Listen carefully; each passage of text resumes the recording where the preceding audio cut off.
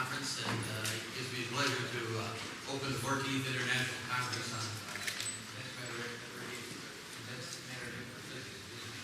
And the conference, of course, is also known as the 14th International Conference on Cold Fusion. We're very glad to have you here. We're going to start with a session that is going to go from broad to narrower, to still narrower. We will have a wide-ranging keynote address on energy in general, and then we'll scope down to the field, and then we'll scope down to the conference itself. So let me start by introducing our keynote speaker, Llewellyn King. Llewellyn has a more than 50-year career in journalism. Interesting beginning. He was born in what is now Zimbabwe, and he has a tremendous record in print and radio and television media. He's the host of the White House Chronicles, a show that runs frequently in Washington and elsewhere. He started a number of newsletters many years ago, including the Energy Daily. 1972, I believe, is the date in which he started a print distributed newsletter, which now, of course, is electronically distributed and has a circulation something over 30,000. So we're going to be treated to a talk on the energy dilemma, which is going to set the context for the rest of the conference. So, Llewellyn King.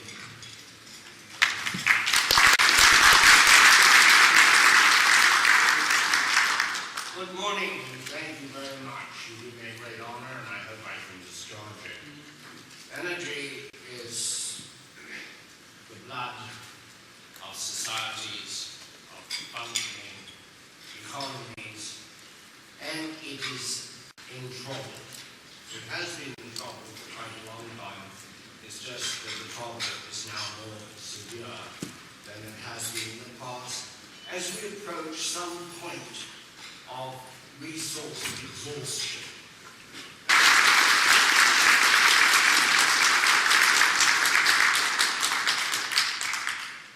Fortunately, Llewellyn is willing to entertain questions, so let me ask him to point to anybody that has a question. Is there a microphone?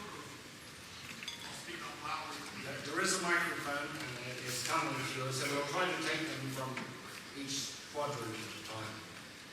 Hi, I'm Chuck Stevens from 21st Century Science and Technology. Back in the 70s, they developed a plasma separation process at TRW, which Exxon was about to implement at an industrial scale for the separation of isotopes and harmful materials. Wouldn't it be better if we would take the radioactive waste and separate all the isotopes, as they were planning to do back then in the 70s before it was stopped? Because couldn't we use those isotopes, like in medical tracers and so forth? I think myself that reprocessing is inevitable and desirable. Whether it is done with plasma or whether it is done by a chemical process, the Purex process, essentially with acids, it doesn't matter. There is too much value, and the way we're doing it now, by storing in perpetuity whole cores, is wasteful and ridiculous, actually. This is not happening in Britain, it's not happening in France. In France, they're reprocessing, they're reducing their waste to barrel size of vitrified material. I would hope that someday we'll get a better idea than just vitrification, but it certainly is, in my opinion, and I'm not a scientist, it is superior to storing whole cores in perpetuity, which would be the result of using.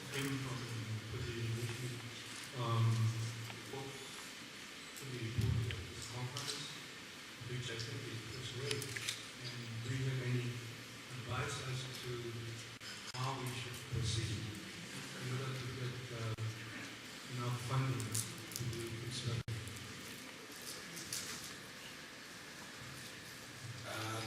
The answer, Karen, is that you need to tell your story.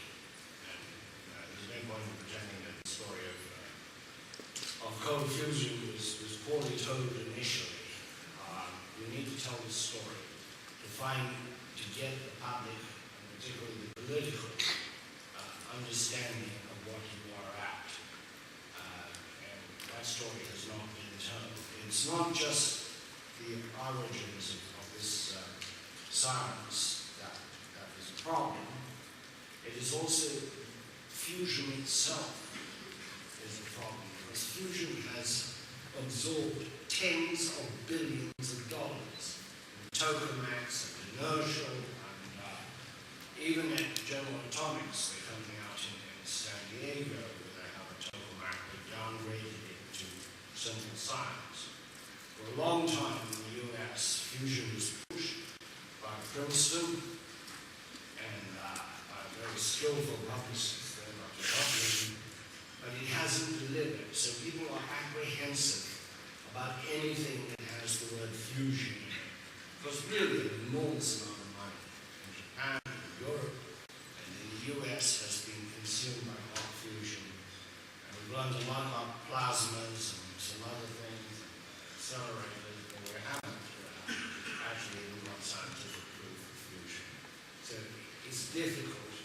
You have to have a story you can tell, and you have to simplify your story so it's easily understood as to what you're trying to do and what its virtue is. Without that, you will find funding very difficult over the long haul. There are many things competing for funding. There will be a lot of money around because of the energy problem, but it will go to those who tell the story the loudest and the simplest. Further questions?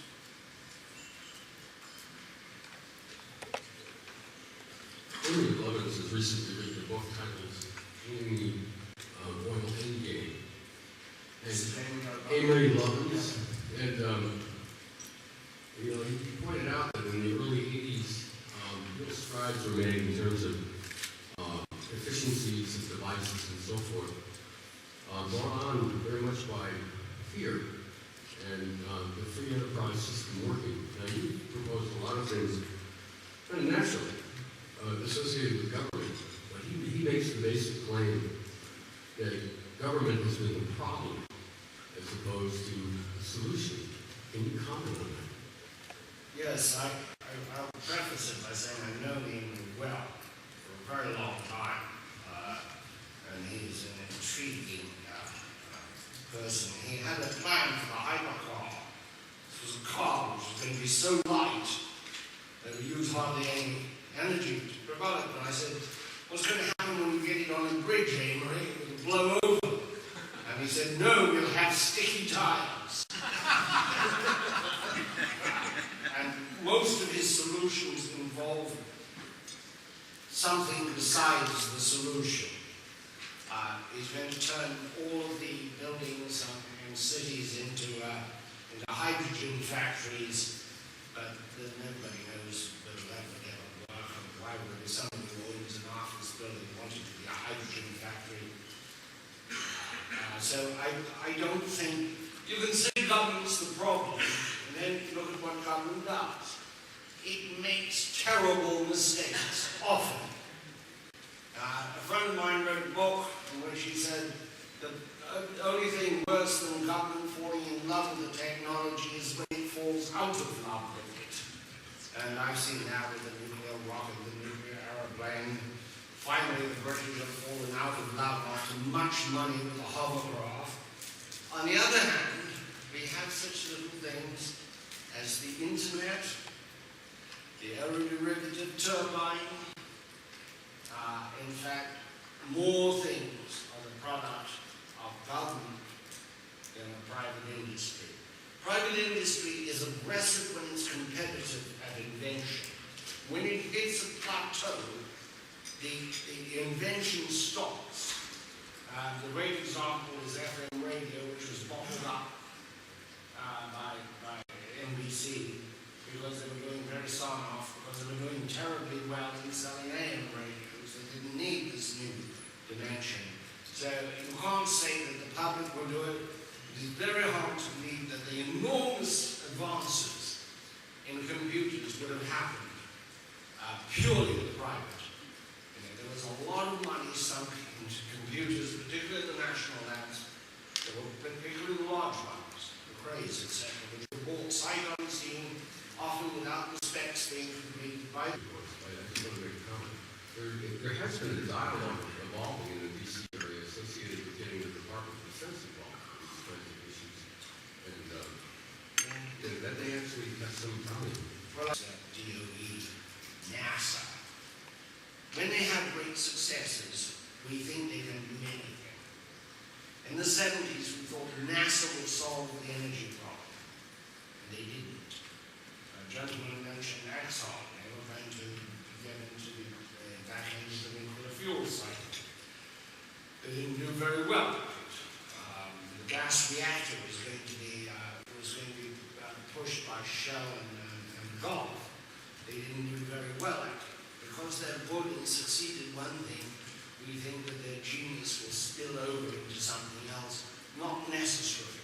I would like to finish with the thought the chairman is standing here and planning the plans to have this conference without me from now on. Very wise of him. We really need new people and new institutions for new technologies. I don't think old institutions necessarily can face up to new challenges.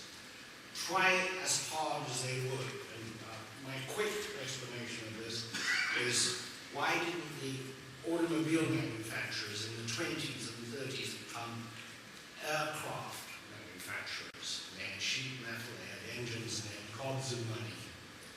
They took new names, Sikorsky and Boeing and McDonald and Douglas and Piper, Cessna, to do that. I thank you so much for inviting me here today, and I wish you great good luck.